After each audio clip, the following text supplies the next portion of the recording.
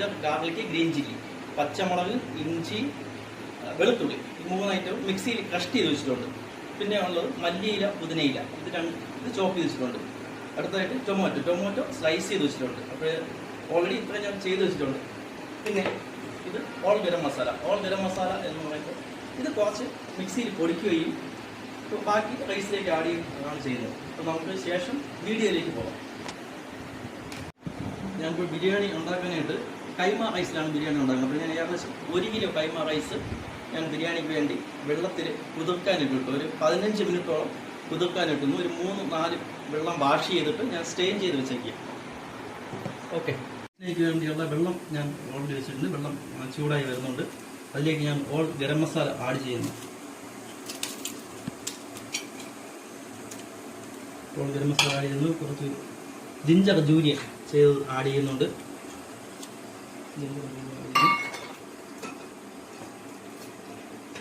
അതിൻ്റെ കുറച്ച് പച്ചമുളക് വെള്ളത്തിൽ ആഡ് ചെയ്യുന്നു.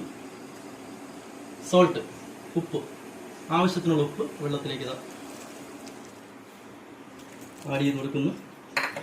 ഇത് കുറച്ച് ഷുഗർ, അതായത് ഒരു ബിരിയാണിയിൽ എപ്പോഴും അല്പം ഷുഗറും കൂടെ ആഡ് ചെയ്യണം. അതാണ് ബിരിയാണി ടേസ്റ്റ് എന്ന് പറയുന്നത്. കറക്റ്റ് ടേസ്റ്റ് എന്ന് സോൾട്ട് മാത്രമല്ല, ഒരു അല്പം ഷുഗർ കൂടെ ആഡ് ചെയ്യുമ്പോഴാണ് ബിരിയാണിയുടെ കറക്റ്റ് ടേസ്റ്റ് ഉണ്ടാകുന്നത്. അല്പം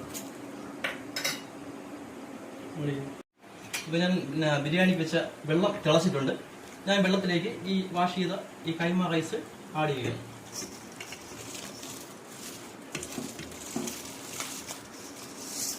ബിരിയാണി റൈസിലേക്ക് ഞാൻ കുറച്ച് സൺഫ്ലവർ ഓയിൽ ആഡ് ചെയ്യുകയാണ്. കാരണം സൺഫ്ലവർ ഓയിൽ ഒഴിക്കുന്നതെന്ന് വെച്ച് കഴിഞ്ഞാൽ റൈസ് ഒട്ടിപ്പിടിക്കാൻ പാടില്ല.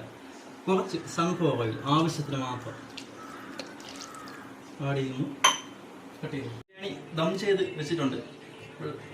അത് അടപ്പ് ഓപ്പൺ ചെയ്യാം.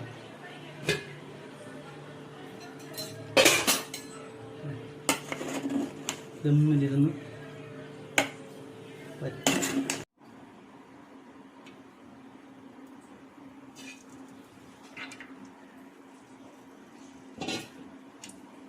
കട്ടി.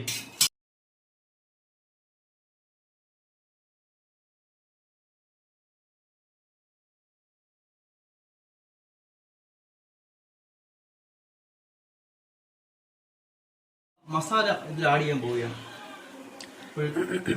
മഞ്ഞപ്പൊടി ലേശം, കാരണം ബിരിയാണി യെല്ലോ കളറായി പോകും. അതുകൊണ്ട് മല്ലിപ്പൊടി ആവശ്യത്തിന് ഇടുന്നുണ്ട്. മല്ലിപ്പൊടി ആഡ് ചെയ്തിട്ടുണ്ട്. ഇത് നമ്മളിതിൽ മസാലയിൽ ഏറ്റവും മെയിൻ